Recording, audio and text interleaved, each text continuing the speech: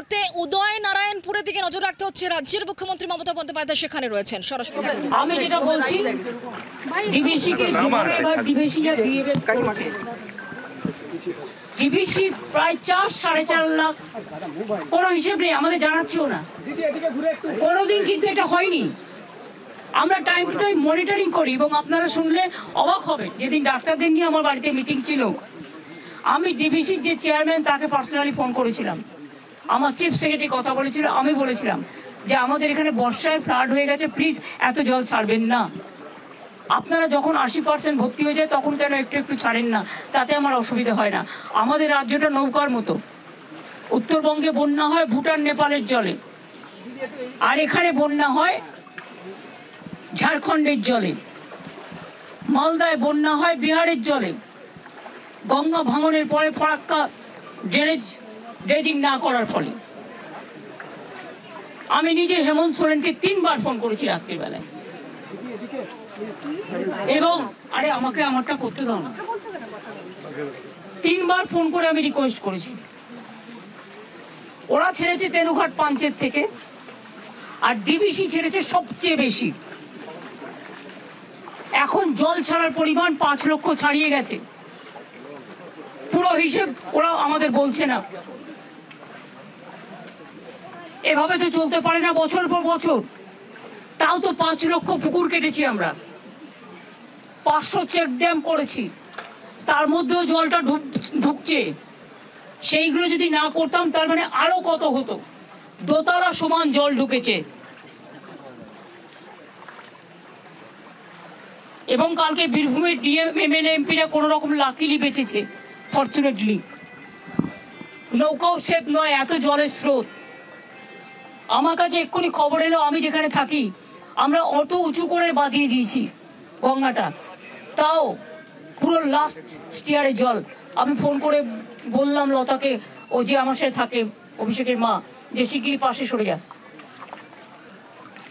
সমস্ত গলি টলি সব জলে ডুবে গেছে, এত জল। এটা এখন চলবে 2-3টে পর্যন্ত, পূর্ণিমার কোটালো গেছে কালকে। তারপরে যদি রোদ থাকে, এইভাবে বৃষ্টি যদি আর না হয়, তাহলে 3-4 দিন টাইম লাগবে এটা সেটেল করতে।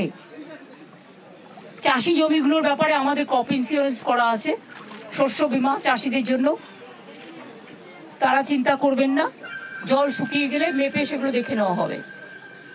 যাদের মাটির বাড়ি ধসে গেছে, যদিও এখনো প্রায় বাংলায় আমরা 50 লক্ষ পাকা বাড়ি তৈরি করেছি, কিন্তু এখনো 50 লক্ষ মাটির বাড়ি আছে। 3 বছর ধরে কেন্দ্রীয় সরকার টাকা দেয় না, তাই এবছর আমরা 11 লক্ষ করবো বলে ঠিক করেছিলাম ডিসেম্বরে। ওটাকে আমি বাড়িয়ে আরো 1 লক্ষ বাড়াবো। তার কারণ হচ্ছে, যে বাড়িগুলো মাটিতে একদম ধসে গেছে, যদি সেই বাড়িগুলো লিস্টের মধ্যে না থাকে, তাহলে যার বাড়ি হোক, আমি এখানে কোনো ডিসক্রিমিনেশন বঞ্চনা চাই না। মানুষ বিপদে পড়েছে, মানুষের পাশে দাঁড়ানো আমাদের কাজ। আর আমি চিকিৎসকদেরও বলবো, এই জল কমে গেলেই সাপেরাও আশ্রয় নিয়েছে ডাঙায়, সাপে কামড়, ডায়রিয়া, জ্বর, এগুলো তো হবেই। আমি নিজেও ফোন করে চিফ সেক্রেটারিকে বলেছি কয়েকটা জায়গায় ইমিডিয়েট মেডিকেল ক্যাম্প, যাতে মেডিকেল ক্যাম্প যে করবো, এখনো পর্যন্ত কাজেতে যোগদান হয়নি। আমি তো আমার সাধ্য মতো করেছি, এর থেকে বেশি আমার কিছু বলার নেই। আমি আশা করি let the good sense prevail, কারণ বন্যায় মানুষ আক্রান্ত, মানুষের প্রাণ বাঁচানো আমাদের এখন সবচেয়ে বড় কাজ। 2টো খাদ্য তুলে দেওয়া বড় কাজ। এই সময়টা রাজনীতির সময় নয়। সামনে পুজো, পুজো প্যান্ডেলগুলো পর্যন্ত দেখুন কি অবস্থা, জল ঢুকে গেছে। রিলিফ ক্যাম্পগুলো চলবে যতক্ষণ পর্যন্ত তারা বাড়িতে ফিরে রান্না করার মতো অবস্থা ফিরবে।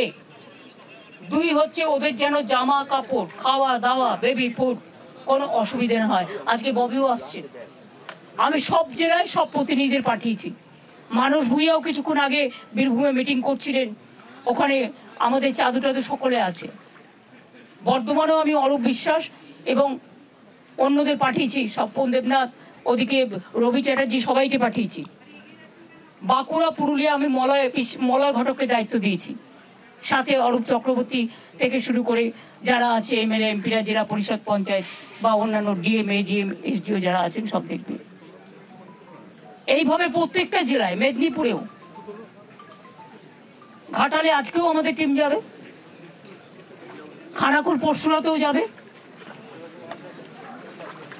এবং পাঁশকুড়া যে জায়গাটা আমি দেখে এলাম ওখানে আমি ডিএমকে দায়িত্ব দিয়েছি টোটাল দেখে দেওয়ার জন্য।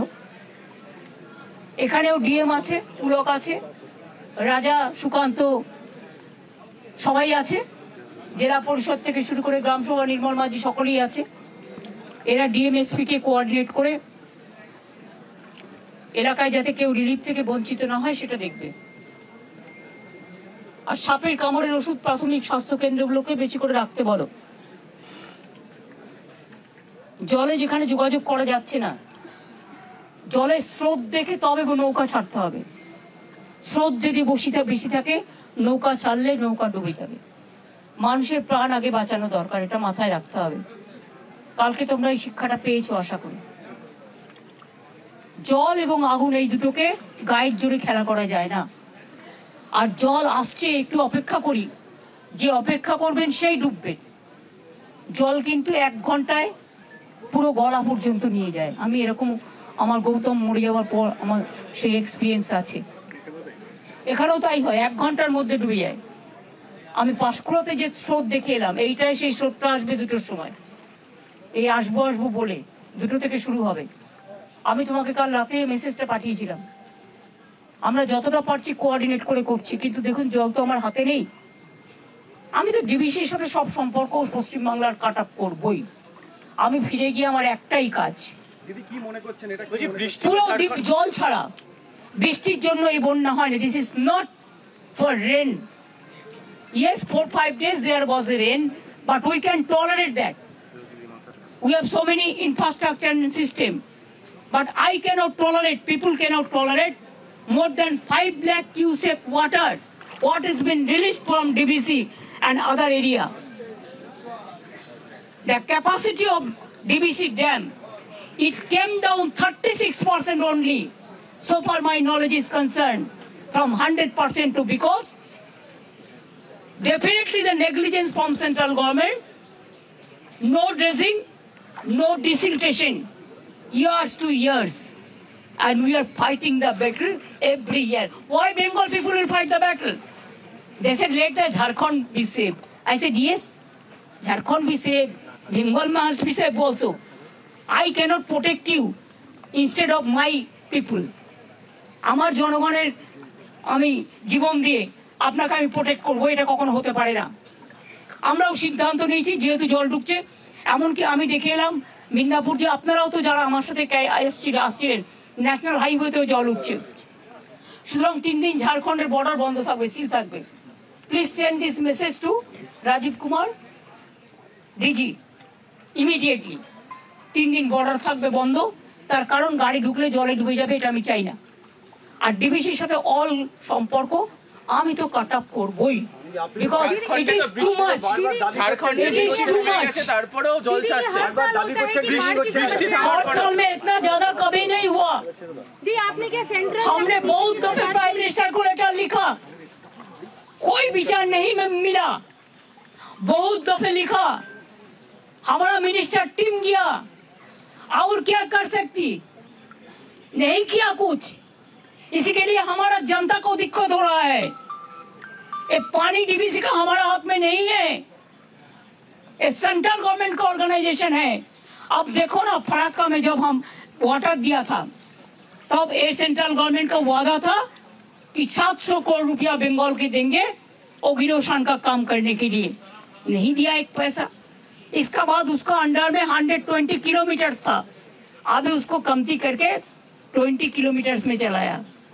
दे are not taking care for Malda people also. 7 दिन धरना चल रहा था उधर में। हम इसको नहीं छोड़ेंगे, जनता को अभी बचाना है। আমি শুধু সবাইকে বলবো, বাড়ির মায়া না করে জীবন বাঁচান। বাড়িতে ফিরে যেতে পারবেন জীবনটা থাকলে, বাড়ি গুছিয়ে নিতে পারবেন। মাঠ ময়দান শস্য ক্ষেত্র এগুলো গভর্নমেন্ট দেখবে। যার বাড়ি নেই, মাটির বাড়ি 3টে করে তিপ্পল দিতে বলবো, নট 1 তিপ্পল। আপাতত তাদের একটা টেম্পোরারি ব্যবস্থা করা হবে। পরে তারপর আমি দেখব। Central government is not giving us money 3 years for Awas Yojana, and we need more 50 lakhs Kacha Bari immediately. That also they are providing not money for 100 days work or Kacha Bari or rural road. Instead of that, we will get more than 1,60,000 crores from central government. Let them release our fund. If you don't give, I will do it from that money. Now we have decided in the month of December, we will provide 11 lakh people out of 50 lakhs. The Pakka Bari, they can build up. And because of this flood affected area also, we have to include 1-2 lakhs more who are really deserve, whose name is not in the list. That also we have to take care. I do not know how the money will come, but let us see the public interest first. বৃষ্টি তো থেমে গিয়েছে ঝাড়খণ্ডে, তাও এখনো DVC জল ছেড়ে যাচ্ছে, আজকে সকালেও ছাড়া হয়। আর যখন শুকিয়ে যায় বাঁকুড়া পুরুলিয়া, এক ফোঁটা জল চাই দেয় না, আর এখন ইচ্ছা করে আমাদের ডোবাচ্ছে কেন? এর কৈফিয়ত দিতে হবে না? মানুষ যদি হাইকোর্টে যায়, মানুষ যদি সুপ্রিম কোর্টে যায়, যদি গভর্নমেন্ট বিচার না দেয়, মানুষ তো যেতেই পারে। কি উত্তর দেবে তারা? কখনো এই জিনিস হয়নি। এটা নাকি আন্দোলন করে তোলা। দিদি, লোকসভা ইলেকশনের পর থেকে দেখা যাচ্ছে টাকা না দিয়ে, লোকসভা ইলেকশনের আগে থেকেই টাকা দেওয়া হচ্ছে না, এবং তারপরে বাংলার বিরুদ্ধে যেভাবে প্রচার করা হচ্ছে, গোটা বাংলাকে বদনাম করা হচ্ছে। বিজেপির একটা ইন্টারনেট সিস্টেম খুব স্ট্রং আছে, লেফটিস্ট তো আছেই সাথে, বামরাম বোধ।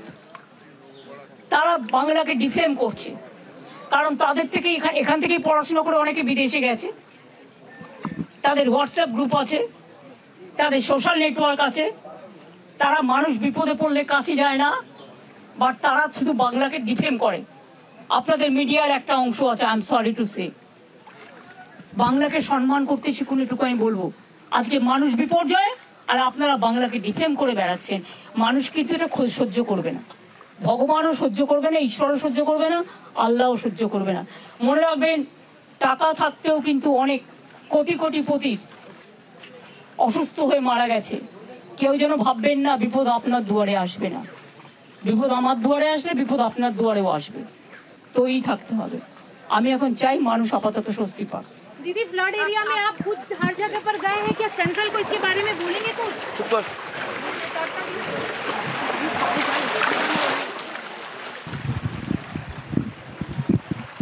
মমতা বন্দ্যোপাধ্যায়ের বক্তব্য শুনছিলেন এবং তিনি যেমনটা বলছিলেন, ডিভিসি চেয়ারম্যানের সঙ্গে তিনি নিজে কথা বলেছেন এবং বাংলায় যে বন্যা পরিস্থিতি তৈরি হয়ে রয়েছে তা বৃষ্টির জন্য নয়। হ্যাঁ, বৃষ্টি হয়েছে টানা 5 দিন, কিন্তু এই যে জল, তার জন্য একমাত্র এটাকে ম্যানমেড বন্যা বলেই দাবি করছেন মমতা বন্দ্যোপাধ্যায়। 5 লক্ষ কিউসেক জল ছাড়া হয়েছে, এমনই বলছেন মমতা বন্দ্যোপাধ্যায়।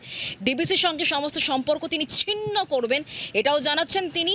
বাংলায় যে সমস্ত জায়গা বন্যা কবলিত, তার মধ্যে অত্যন্ত গুরুত্বপূর্ণ হাওড়ার বিস্তীর্ণ জায়গা, আরামবাগ, হুগলির বিস্তীর্ণ অংশ জলমগ্ন হয়ে পড়েছে। সাধারণ মানুষের অসুবিধা হচ্ছে, জনজীবন বিপর্যস্ত, এবং সেই জায়গাতেই মমতা বন্দ্যোপাধ্যায়ের বক্তব্য যে তিনি ফিরে গিয়ে ডিবিসির সঙ্গে সমস্ত সম্পর্ক ছিন্ন করবেন বলে বললেন মমতা বন্দ্যোপাধ্যায়।